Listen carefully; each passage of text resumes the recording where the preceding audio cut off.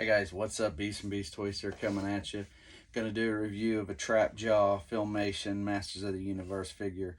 Go ahead and first give it a like, thumbs up, hit the subscribe button if you want to get notifications of my reviews.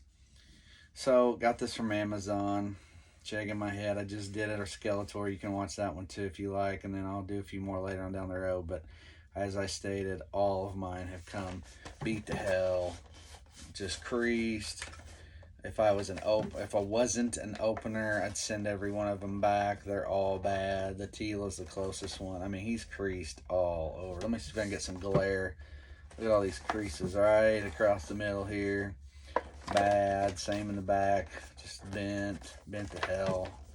Down here in the corner, it's banged up. If I wasn't an opener on this deal, I mean, it's creased all around in here too. I think you can see some of that in the glare. If I wasn't an opener on this, I'd be just furious. I'd have had to call on every one of them pretty much. Tila, I probably could have survived. She's not in bad shape. But, oh yeah, and it's dog-eared bad up here. So anyway, so here's the back side. He comes from the episode Double-Edged Sword, and you get all this, and then you get this funky little crystal as well. I really didn't know how I wanted to open him. Usually I take a knife and cut him open, but I think at this point, the Skeletor just kind of fell out pretty easy. He was already open, basically. So,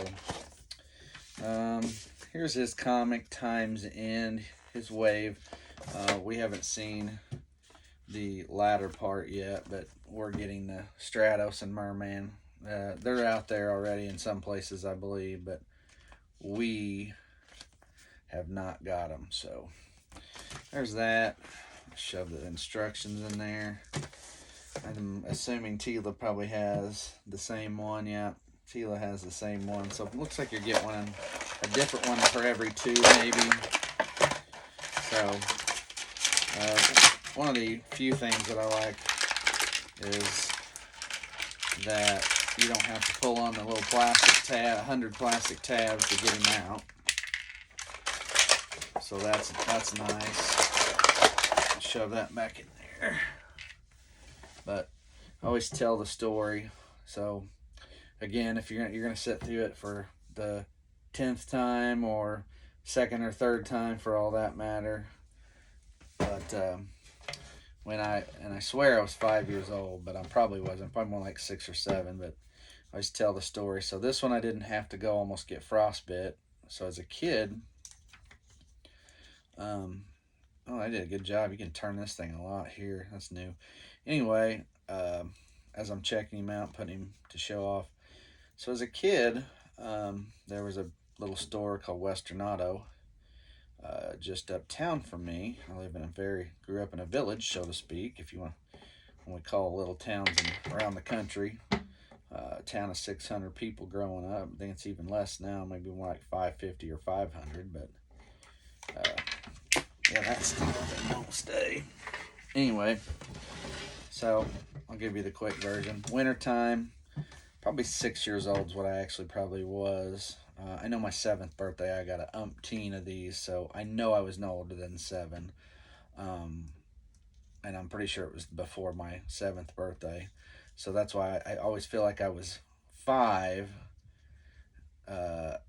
after kindergarten, getting ready to be, no, I would have been in kindergarten if I was 5. But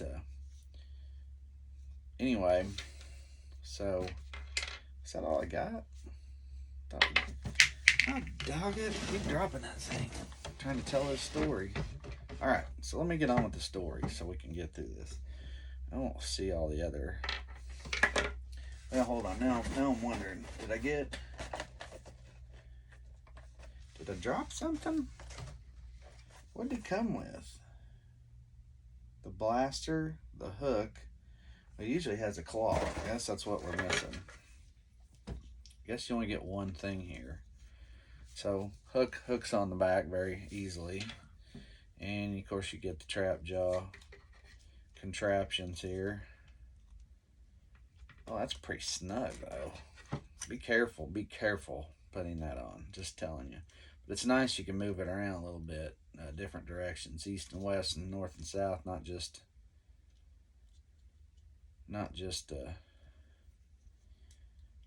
up and down, so to speak. So jaw moves. You can even kind of overbite him if you want, or underbite him, whatever you call that. There's your face without it open. Anyway, um, so I went up town to this Western Auto to get trap jaw. I had $4 and some change, and $4 bills and change, if I recall correctly. Now that part I don't remember what exact money I had, but I know it was changed because I had to go back home and come back because I did not have enough. So I got up there, took the money, walked through the snow. No joke, foot or two of snow. I mean, it was a bad snowstorm. This was in 1980, somewhere between 82 and 84. That's what makes me think I'm pretty sure I was 6 and it was 83 because these came out in 82. So it had been right after that. But anyway, as I show him off, hold him up here. So I walk up there, go to the counter. The old man, who at that time was probably in his 50s, maybe, he was the mayor of the town. He's like, son, you ain't got enough. You need some change. You gotta pay the tax. Now, mind you, I'm telling you right now, no 5, 6, 7-year-old, even 7-year-old in today's world, for the most part, can go into a store, buy a $5 toy, and know what kind of money they gotta have. Now, it's close. It was a learning lesson for me. It was close. I knew it was. The tags was for something, $4.99, $4.95, something like that. And tax was come out to probably $5.35, $5.40 at the most, below $5.50. Anyway, so I go and pay. I had my $5 is what I had. Put that $5 down. He goes, yeah, son, you gotta have. There's tax. It's gonna be five. We'll say 35. And I'm like, oh. He goes, you need 35 more cents. I said, well, okay, hold it right here. I'm gonna go home, and I'm gonna come back here. I'm gonna walk home. I'm gonna walk back up here and bring you the rest of the money. So I run home. I don't even know where I scrounged up the money, scrounged up the change. I go back and I buy him. Get home. My mom happened to be home. I don't know if she was working yet then or not. That's why part of me thinks I was still 5, because my mom went to work and I was, or she went to work back to work when I was 7. So that's why I'm always like, I was probably 5 or 6, because my sister was born when I was 6. And I'm pretty sure she was, I don't know if she was born yet. I'm assuming, I want to say she may have been around that time. I don't remember if she was in a picture at that point, just saying. Anyway, I go home, and I get home, and my shoes are soaking wet for walking in the snow, and my feet are just basically frozen. I pull my shoes off, and I pull my wet socks off, and my mom's like, your feet are purple, and she felt my foot. My foot was like freezing cold, and she's like, you may have frostbite, and I'm like, because I'm like, well, I can't feel nothing. And she just jumped my case because I went up to buy a stupid toy. And in the stupid snow, she's like, you could have waited another day, a couple of days when the snow melted and gone up there. And I'm like, no, he could have been bought. Someone could have been come in and bought him by that time, right? So, always a weird story. Just remember it, but it's just crazy. I still think back. I was as a kid, because I used to go buy baseball cards and stuff too. I knew how to. I don't want to use the word manage my money, because look at me, I buy all kinds of this stuff now. But I knew what money was, and I understood it as a very, very young child. And I mean, I'm talking, like I said, 5, 6, 7-year-old kid. It was nothing for me to go buy. I mean, shoot, when I got to be, 10, 11, 12, I was buying tobacco. I mean, that just tells you, I don't know, it's just a different world, unfortunately. But it just goes to show you, kids nowadays don't quite know what they're doing, especially with some things. But it's crazy that I knew what I was doing with money. Now, like I said, that was my tax lesson. That's why I said I knew I was close. I'm 99% sure I was closer to 5 than 6. Or if I was 6, I wasn't very old. I mean, I'm like very young in my 6. Well, I guess if it would have been wintertime, I'd have had to been 6.5, because my birthday's in the summer. So, but I'm just saying, I was a young kid, too young to know that. And nowadays, and all 3 of my kids are older than 6 now. My youngest is almost 11. But I'm telling you, at 6 years old, none of the three of my children could have went into a store and bought a toy and knew what to do with tax, and did it by themselves, not with me around. Like, walked blocks away, which I would have never let them done nowadays. Walked blocks away and went and got a trap jaw. So, just saying. So I always tell that story sometimes when I talk masters and I talk about knowing stuff and as a kid. So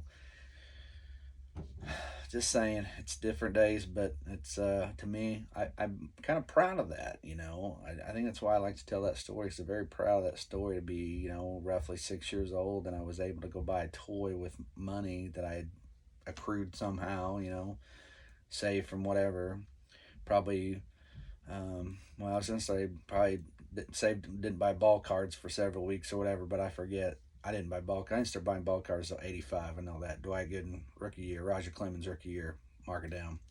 So, um, but I was buying toys a little bit before that. So anyway, there's my story, and I'm sticking to it. But there's my story, my trap jaw story I like to tell. But so I almost lost a foot over trap jaw, but here he is in the cartoon version. That back then I would have been amazed if it had been like this. But anyway, my favorite Masters character, here he is, Trapjaw, guys. So I hope you enjoyed the story. Hope you listened to it. And at any rate, thanks for watching, guys. Give it a thumbs up if you prefer, or not. Doesn't matter. But anyway, with Trapjaw Filmation on Beast and Beast Toys, we'll see you.